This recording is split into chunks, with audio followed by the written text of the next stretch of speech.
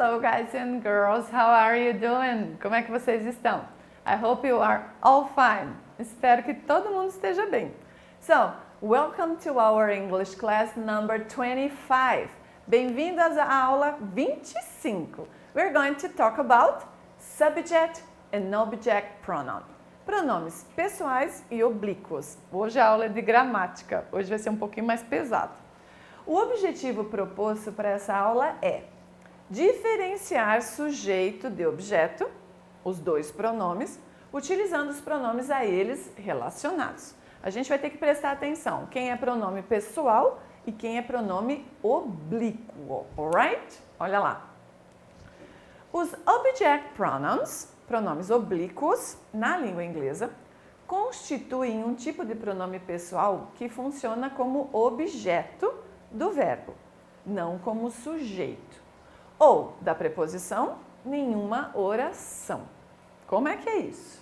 Na língua inglesa, tanto os object pronouns, que são pronomes objetos ou oblíquos, que a gente chama, quanto os subject pronouns, que são os pronomes sujeitos ou pronomes pessoais do caso reto, são classificados como personal pronouns, os pronomes pessoais. A diferença entre esses dois tipos de pronome está relacionada com a função que eles desempenham em uma oração.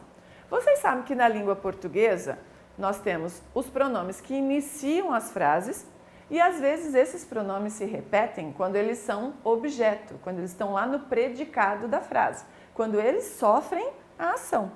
Mas na língua inglesa eles são diferenciados. E a gente já vai entrar, por isso que a gramática é sempre um pouquinho mais pesada e exige de você um pouquinho mais de atenção. Porque aí você vai precisar parar, lembra que eu já falei? E pensar antes de começar a resolver ou até mesmo antes de ter a oportunidade de falar. E esse parar vai fazer você se acostumar com o seu pensamento. Quando você se der conta, você já acostumou, não precisa mais fazer essa parada, você já memorizou e soube transformar. É importante ressaltar que em alguns pronomes sujeitos e objetos não mudam de forma. A gente vai ver isso, e isso acontece com o you, que é você, ou lhe, para você, e o it, que é o pronome neutro, que são os mesmos nas duas categorias. Então a gente acaba lembrando mais deles porque eles são os mesmos. No entanto, o papel que eles desempenham na oração é diferente, mas acaba se tornando mais fácil por eles serem iguais. O pronome objeto na segunda pessoa do singular e o do plural não muda em inglês. Na segunda pessoa do singular, you, e na segunda pessoa do plural, you. Então já ajuda, né? São três que a gente já ganhou praticamente de graça. Então vamos revisar. Para a gente saber quais são os pronomes oblíquos, a gente precisa revisar os pronomes pessoais também, os que iniciam as frases. Os subject pronouns, que são os pronomes sujeitos, também designados de personal subject pronouns, funcionam como sujeitos que praticam a ação verbal. Então, eles são os sujeitos que vão fazer as coisas. Eles nadam, eu compro, você dança, são os sujeitos que fazem, que inicialmente também estão no começo da frase. Então, olha lá, são os pronomes que a gente viu provavelmente na primeira aula de inglês que a gente teve. Ah não, normalmente na primeira não, mas é na segunda. Então, I, you, he, she, it, we, you and they, certo? Esses são os pronomes com os quais nós iniciamos as nossas orações, as nossas frases. Olha lá. Então, vamos contextualizar. Mary bought... Mary não, sorry, troquei. They bought Mary a new bike. Eles compraram uma bicicleta nova para Mary. Ou, traduzindo literalmente esta frase, eles compraram para Mary uma nova bicicleta, certo? Em inglês, normalmente, a gente puxa o pronome oblíquo Mary aqui, que foi comprado a ela, para perto do verbo, tá? Mas isso também é outra aula que a gente vai ver, ok? We are studying for the exams. Nós estamos estudando para as provas, para os exames finais. Olha lá, o we é o nosso sujeito, é ele que faz a ação de estar estudando. Iniciou a nossa frase. She is calling Derek. Ela está telefonando ou ligando para o Derek. Quem está fazendo a ação é she. Ela começou a frase.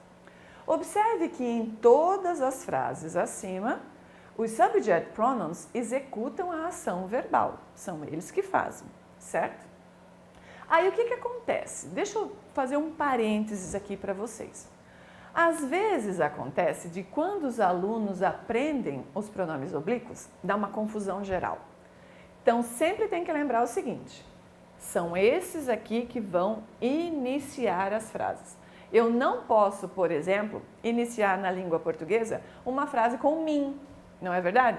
Mim compra um pastel. Não dá, está totalmente errado.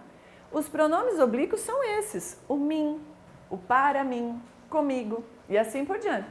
Então eu tenho que pensar que eu não vou começar de jeito nenhum uma frase com mim. Eu começo com eu.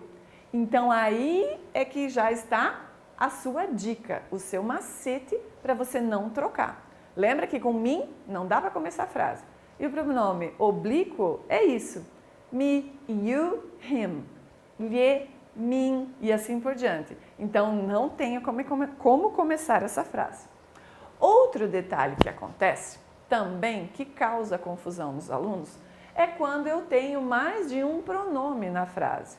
Por exemplo, they bought Mary a new bike and they bought for me nothing.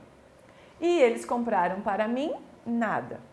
Quando eu faço a junção do and e, tem alguns alunos que acham que precisa colocar, por exemplo, them, que seria o pronome oblíquo deles. Não, porque se eu tirar esse conector que está lá no meio, o and, eu posso começar uma frase nova, seriam duas frases, não é? E aí, quem está fazendo de novo a ação e quem está começando a minha frase é o they, certo? Então, tem que parar, sim, e pensar. E é claro, se você estiver com dúvida, vai para o seu material, vai para o seu livro didático e olha lá. Sempre, sempre é o motivo da nossa pesquisa. Pesquisar é memorizar. Quanto mais você for procurar informação, mais fácil de memorizar, ok? Então vamos agora para object pronouns. Quando eu vou usá-los? Os object pronouns fazem parte do predicado da frase. O sujeito é o normal, I, you, que são os personal pronouns. E esses fazem parte do predicado. Eles sofrem a ação. Eles são sempre empregados após os verbos e as preposições. Então você tem que estar ligado na palavra que é verbo, que a gente vai aprendendo com o passar do tempo, e quais são as preposições, que a gente já estudou também. Então sempre vai ser usado depois deles, ok? Porque são eles que fazem com que a ação seja sofrida. Então, vai aparecer um pronome oblíquo. São utilizados no singular, me e you, him, her, it. E no plural, us, you e them. Então vamos para uma tabela que é melhor. Deixa eu colocar aqui primeiro para vocês, depois a gente volta para o it. Então olha lá, ó. No singular, o me, ele é relativo ao I, é o mim ou o me. O you, lembra que eu já falei lá no começo? Ele é igual.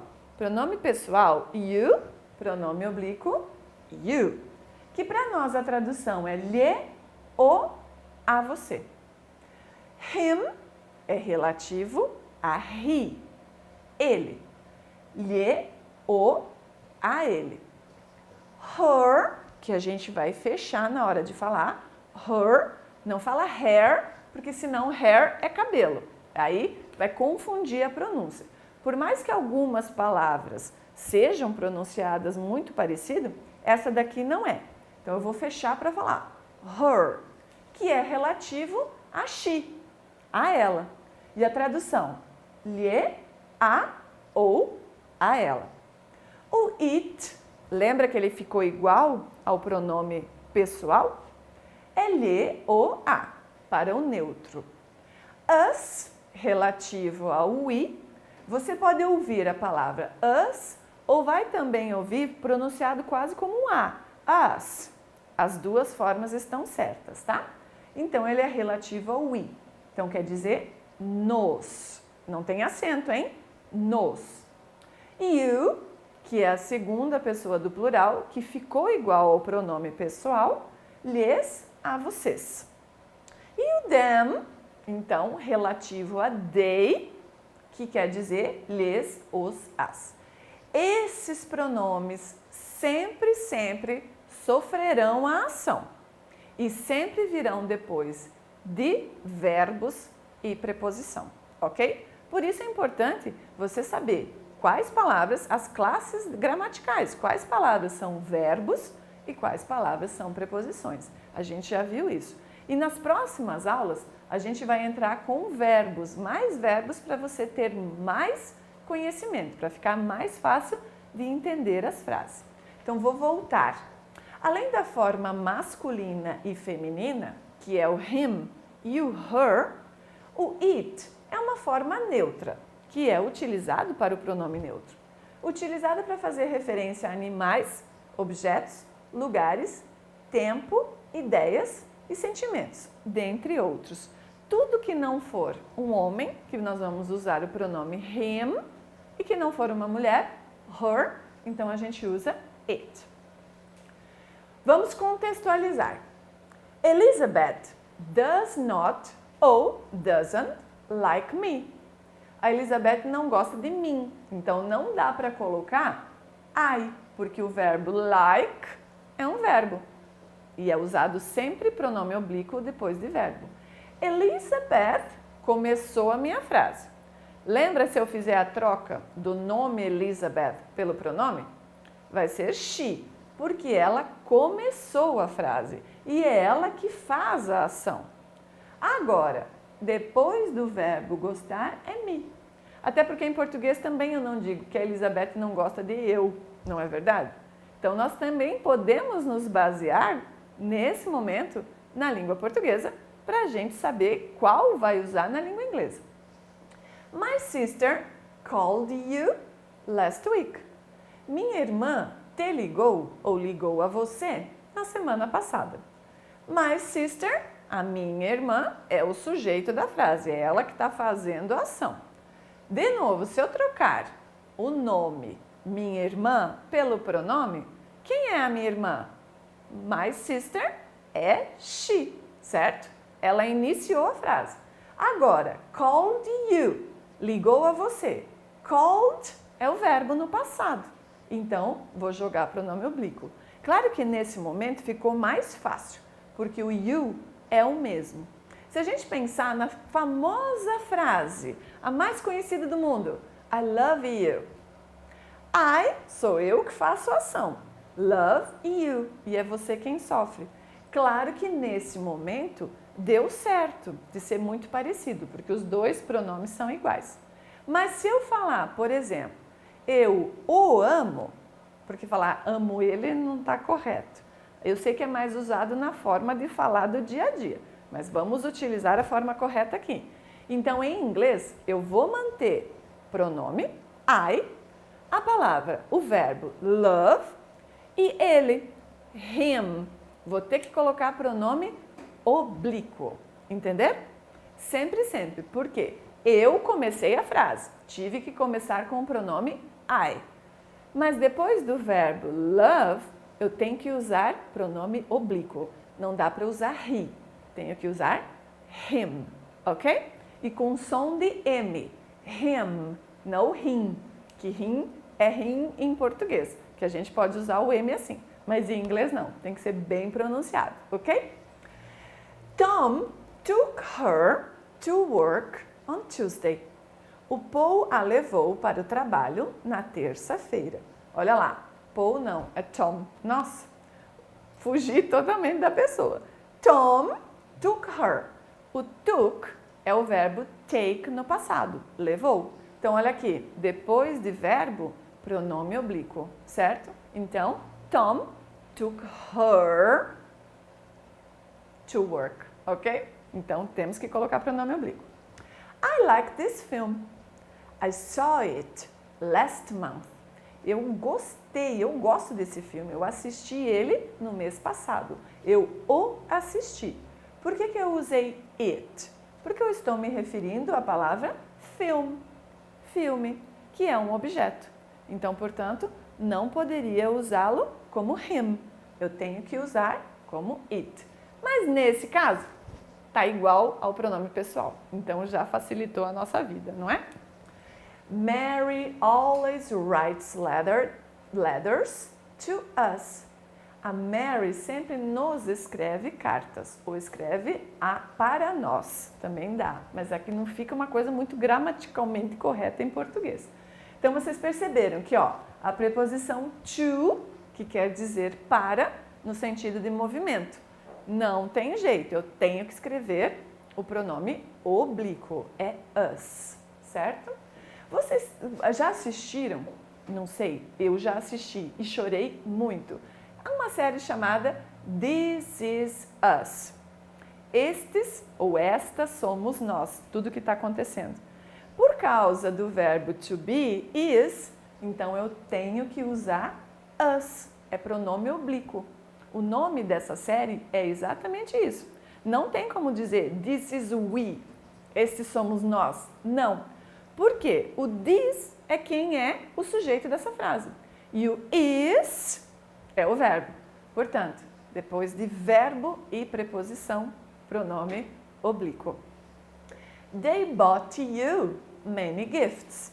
Eles compraram muitos presentes para vocês.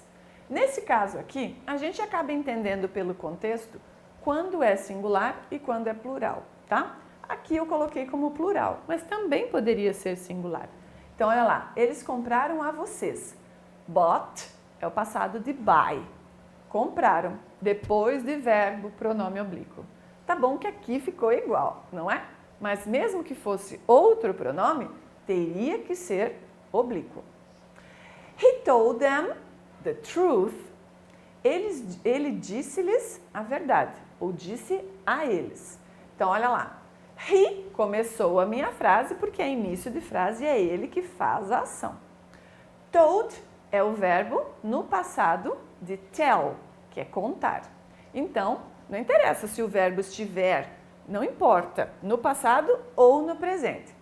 Sendo o verbo, depois dele, pronome oblíquo. Então, não tem como eu usar they, tem que ser them, ok?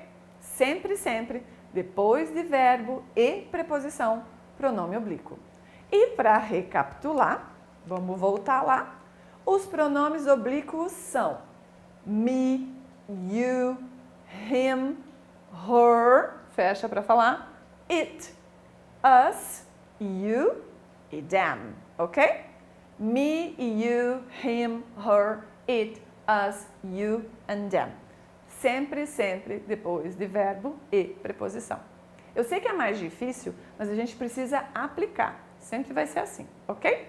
So, our class is over. Quando é gramática, a gente precisa estar muito ligado e ter muita paciência para prestar atenção e conseguir entender. Se você achar necessário, assista essa aula de novo. E é claro, don't forget to do your homework. Não esqueça de fazer a tarefa. Ela é o complemento de tudo que a gente aprende aqui. E aí você vai memorizando, ok?